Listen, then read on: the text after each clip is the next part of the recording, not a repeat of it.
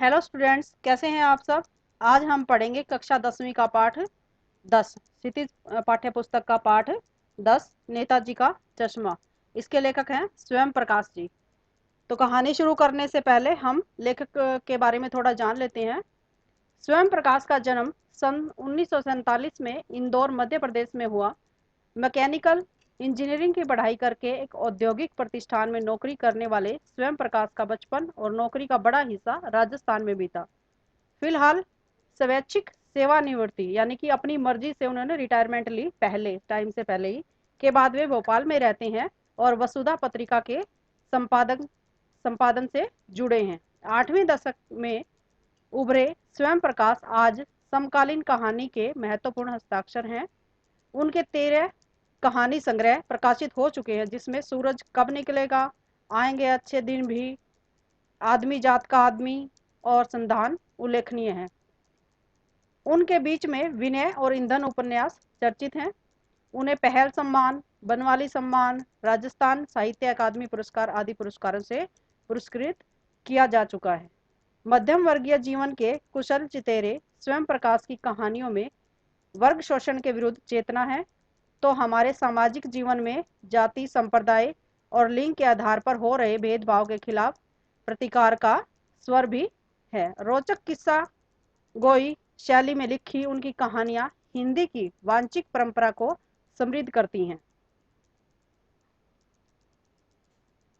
चारों ओर सीमाओं से घिरे भूभाग का नाम ही देश नहीं होता। देश बनता है उसमें रहने वाले सभी नागरिकों, नदियों, पहाड़ों, पेड़ पौधों, वनस्पतियों, पशु पक्षियों से और इन सबसे प्रेम करने तथा इनकी समृद्धि के लिए प्रयास करने का नाम ही देशभक्ति है। नेताजी का चश्मा कहानी कैप्टन चश्मे वाले के माध्यम से देश के करोड़ों नागरिकों के योगदान को रेखांकित करती है, जो इस देश के निर्माण में अपने अपने तरीके से सहयोग करते हैं। कहानी यह कहती है कि बड़े ही नहीं, बच्चे भी इसमें शामिल हो सकते हैं। मतलब कि यह जरूरी नहीं है कि हम सेना में जाएं, फौज में भर्ती होने के बाद ही देश की सेवा करें। एक आम नागरिक भी देश की सेवा कर सकता है अपनी देशभक्ति दिख। नेताजी का चश्मा। तो कहानी इस प्रकार है। हालदार साहब को हर 15वें दिन कंपनी के काम के सिलसिले में उस कस्बे से गुजरना पड़ता था। कस्बा बहुत बड़ा नहीं था, यानी कि छोटा शहर था जिसे पक्का मकान कहा जा सके वैसे कुछ ही मकान थे, यानी कि जो पक्के मकान होते वो बहुत कम थे वहां पर। जिसे बाजार कहा जा सके वैसा एक ही बाजार था, और बाजार सिर्फ एक ही था। कस्बे में लड़कों का स्कूल एक था, एक लड़कियों का स्कूल था, एक सीमेंट का छोटा सा कारखाना, 2 ओपन एयर सिनेमा घर और एक 2 नगर पालिका भी थी। नगर पालिका थी तो कुछ न कुछ करती भी रहती थी। कभी कोई सड़क पक्की करवा देती, कभी कुछ पेशाब घर बनवा दिए, कभी कबूतरों की छतरी बनवा दी, तो कभी कभी सम्मेलन करवा दिया। इसी नगर पालिका के किसी उत्साही बोर्ड या प्रशासनिक अधिकारी ने एक बार शहर के मुख्य बाजार के चौराहे पर नेताजी सुभाष चंद्र बोस की एक संगमरमर की प्रतिमा लगवा दी। यह कहानी उसी प्रतिमा यानी कि एक मूर्ति, पत्थर की मूर्ति बनवा दी के बारे में है, बल्कि उसमें एक छोटे से हिस्से के बारे में है, यानी कि पूरी कहानी नेताजी के बारे में नहीं है, उनके ऊपर एक छोटा सा किस्सा है। पूरी बात तो अब पता नहीं, लेकिन लगता है कि देश के अच्छे मूर्तिकारों की जानकारी नहीं होने और अच्छी मूर्ति की लागत अनुमान और उपलब्ध बजट से कहीं बहुत ज्यादा होने के कारण काफी समय ऊहापोह और चिट्ठी पत्री में बर्बाद हुआ होगा, और बोर्ड की शासनावधि समाप्त होने की घड़ियों में किसी स्थानीय कलाकार को ही अवसर देने का निर्णय लिया गया होगा। और अंत में कस्बे के इकलौते हाई स्कूल के इकलौते ड्राइंग मास्टर, मान लीजिए मोती लाल जी को ही यह काम सौंप दिया गया होगा, जो महीने भर में मूर्ति बनाकर पटक देने का विश्वास दिला रहे थे। यानी कि कोई कुशल कारीगर से न करवाकर किसी को भी, छोटे मोटे कारीगर को काम सौंप दिया गया हो। जैसा कि कहा जा चुका है, मूर्ति संगमरमर की थी। संगमरमर आपको पता ही है, सफेद पत्थर होता है। टोपी की नोक से कोट के दूसरे बटन तक कोई 2 फुट ऊंची, जिसे कहते हैं बस्ट, और सुंदर थी। नेताजी सुंदर लग रहे थे, कुछ कुछ मासूम और कमसीन फौजी वर्दी में। मूर्ति को देखते ही दिल्ली चलो और तुम मुझे खून दो वगैरह याद आने लगते हैं, तुम मुझे खून दो मैं तुम्हें आज़ादी दूंगा। ये नारा था किसका? सुभाष चंद्र बोस जी का नारा था। यानी कि उनकी मूर्ति को देखते ही दिमाग में ये नारा आ जाता है। इस दृष्टि से यह सफल और सराहनीय प्रयास था। केवल एक चीज की कसर थी जो देखते ही खटकती थी। नेताजी की आंखों पर चश्मा नहीं था, यानी चश्मा तो था लेकिन संगमरमर का नहीं था। एक सामान्य और सचमुच के चश्मे का चौड़ा काला फ्रेम मूर्ति को पहना दिया गया था। हालदार साहब जब पहली बार इस कस्बे से गुजरे और चौराहे पर पान खाने रुके, तभी उन्होंने इसे लक्षित किया, यानी कि देखा, और उनके चेहरे पर एक कौतुक भरी मुस्कान फैल गई। वाह भाई, यह आइडिया भी ठीक है। मूर्ति पत्थर की लेकिन चश्मा रियल, यानी कि असल का चश्मा लगा दिया है। जीप कस्बा छोड़कर आगे बढ़ गई। तब भी हालदार साहब इस मूर्ति के बारे में ही सोचते रहे और अंत में निष्कर्ष पर पहुंचे कि कुल मिलाकर कस्बे के नागरिकों का यह प्रयास सराहनीय कहा जा सकता है, यानी कि अच्छा काम किया है कस्बे के लोगों ने। महत्व मूर्ति के रंग रूप या कद का नहीं, उस भावना का है, वरन देशभक्ति की। आजकल मजाक की चीज होती जा रही है। देशभक्ति क्या है? मजाक की चीज। कोई भी अगर कोई व्यक्ति काम करता है तो दूसरे उसका मजाक उड़ाने के लिए तैयार होते हैं। दूसरी बार जब हालदार साहब उधर से गुजरे तो उन्हें मूर्ति में कुछ अंतर दिखाई दिया। ध्यान से देखा तो पाया कि चश्मा दूसरा है, यानी कि पहले जो चश्मा खाली फ्रेम लगा हुआ था वो नहीं था, दूसरा था। पहले मोटे फ्रेम वाला चौकोर चश्मा था, अब तार के फ्रेम वाला गोल चश्मा है। हालदार साहब को कौतुक और बढ़ा, यानी कि उनको जानने की इच्छा हुई कि क्या है ये। वाह भाई, क्या आइडिया है। मूर्ति कपड़े नहीं बदल सकती लेकिन चश्मा तो बदल ही सकती है, यानी कि चश्मा बदल रहा है बार बार, तो यानी कि कपड़े नहीं बदले जा रहे, चश्मा बदला जा रहा है। तीसरी बार फिर नया चश्मा था। हालदार साहब की आदत पड़ गई कि हर बार कस्बे में गुजरते समय चौराहे पर रुकना, पान खाना और मूर्ति को ध्यान से देखना।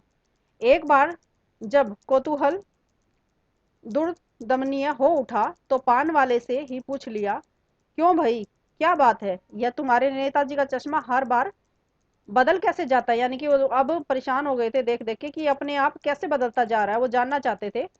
तो उसने पान वाले से पूछा कि चश्मा कैसे बदल रहा है। पान वाले के मुंह में खुद के मुंह में पान ठुसा हुआ था। वह एक काला, मोटा और खुशमिजाज, खुशमिजाज का मतलब होता है हमेशा खुश रहने वाला आदमी था। हालदार साहब का प्रश्न सुनकर वह आंखों ही आंखों में हंसा। उसकी तोंद थिरकी, यानी कि वो मोटा था और उसकी तोंद जो है हिलने लगी। पीछे घूमकर उसने दुकान के नीचे पान थूका और अपनी लाल काली बत्ती सी दिखाकर, लाल काली क्यों? क्योंकि वो सारा दिन पान खाता था तो उसके दांत खराब हो चुके थे, इसलिए लाल काली बत्ती सी, यानी कि 32 दांत जो थे उसके वो लाल काले हो चुके थे। कैप्टन चश्मे वाला करता है, क्या करता है? हालदार साहब कुछ समझ नहीं पाए। चश्मा चेंज कर देता है, पान वाले ने समझाया। क्या मतलब? क्यों चेंज कर देता है? हालदार साहब अब भी नहीं समझ पाए। कोई गिराक आ गया समझो, उसे चौड़े चौखट चाहिए तो कैप्टन किधर से लाएगा? तो उसको मूर्ति वाला दे दिया, उधर दूसरा बिठा दिया।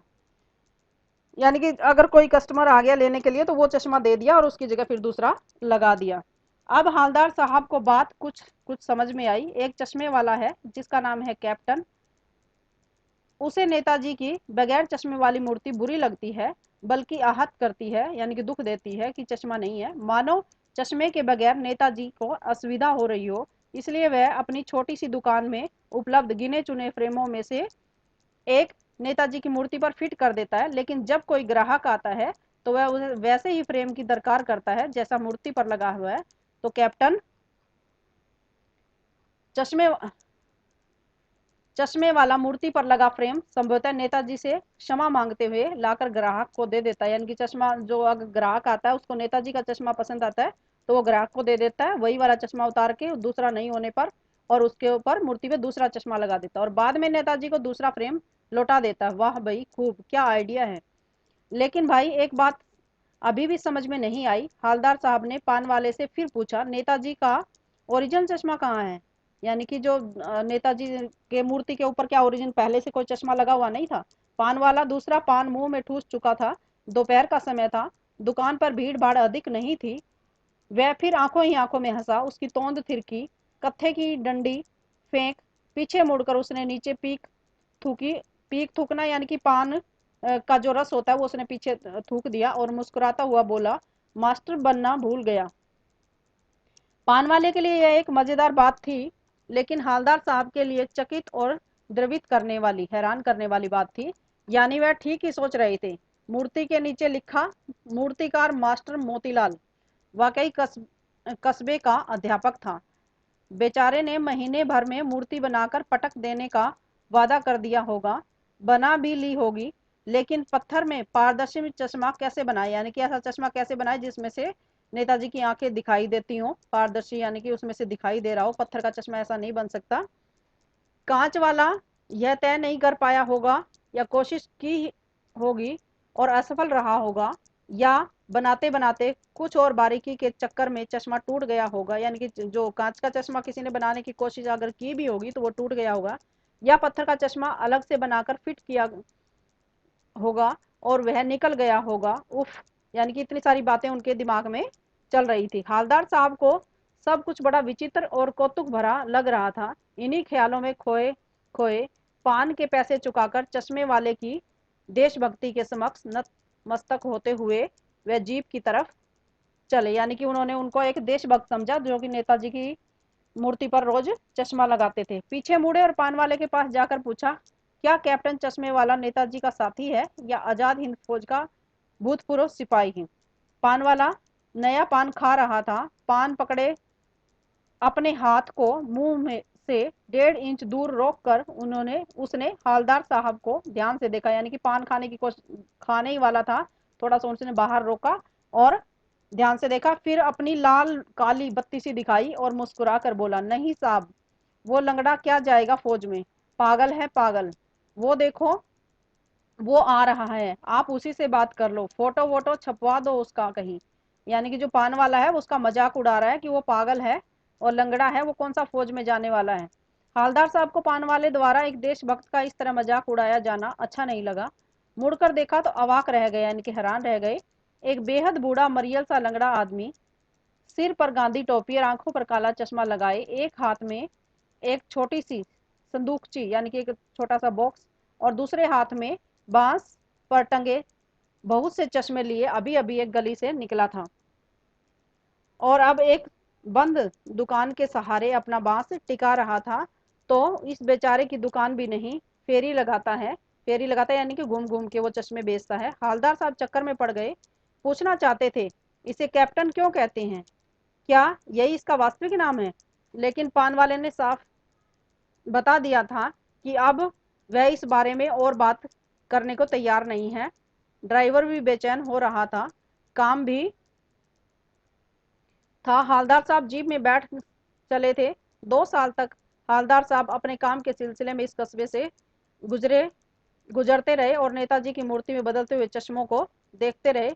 कभी गोल चश्मा तो कभी चौकोर, कभी लाल, कभी काला, कभी धूप का चश्मा, कभी बड़े कांचों वाला गोगो चश्मा, पर कोई न कोई चश्मा होता जरूर। उस धूल भरी यात्रा में हालदार साहब को कौतुक और प्रफुल्लता के कुछ क्षण देने के लिए, यानी कि हालदार साहब को खुश करने के लिए कोई न कोई चश्मा वहां पर जरूर होता। फिर एक बार ऐसा हुआ कि मूर्ति के चेहरे पर कोई भी कैसा भी चश्मा नहीं था। उस दिन पान की दुकान भी बंद थी, चौराहे की अधिकांश दुकानें बंद थी। अगली बार भी मूर्ति पर चश्मा नहीं था। हालदार साहब ने पान खाया और धीरे से पान वाले से पूछा, क्यों भाई, क्या हुआ, आज तुम्हारे नेताजी की आंखों पर चश्मा नहीं है? पान वाला उदास हो गया। उसने पीछे मुड़कर मुंह का पान नीचे थूका और सिर झुकाकर अपनी धोती के सिरे से आंखें पोंछता हुआ बोला, साहब कैप्टन मर गया। और कुछ नहीं पूछ पाए हालदार साहब, कुछ पल चुपचाप खड़े रहे, फिर पान के पैसे चुकाकर जीप में आ बैठे और रवाना हो गए, यानी कि वहां से चले गए पूछ के कि वो कैप्टन जो था वो अब नहीं रहा। इससे उनको दुख हुआ और वो वहां से चले गए। बार बार सोचते क्या होगा उस काम का जो अपने देश की खातिर घर गृहस्थी, जवानी, जिंदगी सब कुछ होम देने वाले पर हंसते हैं। होम देना यानी कि सब कुछ न्यौछावर कर देने वालों पर लोग जो हंसते हैं, उस देश का क्या होगा, उस जाति का क्या होगा। और अपने लिए बिकने के मौके ढूंढती है। दुखी हो गए। 15 दिन बाद फिर उसी कस्बे से गुजरे। कस्बे में घुसने से पहले ही ख्याल आया यानी कि उनको दिमाग में वो सोचने लगे कि कस्बे की हृदय स्थली में सुभाष की प्रतिमा अवश्य ही प्रतिष्ठापित होगी, लेकिन सुभाष की आंखों पर चश्मा नहीं होगा। यानी कि मूर्ति तो वहीं होगी लेकिन उनकी आंखों पर चश्मा नहीं होगा, क्योंकि मास्टर बनाना भूल गया और कैप्टन मर गया। सोचा आज वहां रुकेंगे नहीं, पान भी नहीं खाएंगे, मूर्ति की तरफ देखेंगे भी नहीं, सीधे निकल जाएंगे। ड्राइवर से कह दिया चौराहे पर रुकना नहीं, आज बहुत काम है, पान आगे कहीं खा लेंगे। लेकिन आदत से मजबूर आंखें चौराहा आते ही मूर्ति की तरफ उठ गई। कुछ ऐसा देखा कि चीखे, रोको। जीप स्पीड में थी, ड्राइवर ने जोर से ब्रेक मारे। रास्ता चलते लोग देखने लगे। जीप रुकते न रुकते हालदार साहब जीप से कूदकर तेज तेज कदमों से मूर्ति की तरफ लपके और उसके ठीक सामने जाकर अटेंशन में खड़े हो गए। मूर्ति की आंखों पर सरकंडे से बना चश्मा रखा हुआ था, जैसा बच्चा बना लेते हैं, जैसे बच्चे बनाते सरकंडे का, यानी कि डंडियों का, छोटे छोटे का, वो वैसा चश्मा जो है मूर्ति पर लगा हुआ था। हालदार साहब भावुक हो गए। इतनी सी बात पर उनकी आंखें भर आई। यानी कि उन्होंने जो सोचा था कि इस कौम का क्या होगा, कि जो लोग देशभक्ति की भावना की किसी में होती है तो उसके ऊपर हंसते हैं, लेकिन अब लगता है कि कैप्टन चला गया तो अब कोई भी चश्मा लगाने वाला नहीं रहा। तो एक छोटे बच्चे ने ऐसा किया तो जिससे उनकी आंखें भर आई और उनको विश्वास हो गया कि अभी भी देशभक्ति बड़ों में नहीं तो बच्चों में जिंदा है। तो ये था आपका पाठ। इसके आगे करेंगे हम प्रश्न उत्तर अगली वीडियो में। उसके लिए लाइक, सब्सक्राइब और शेयर करना न भूलें। धन्यवाद।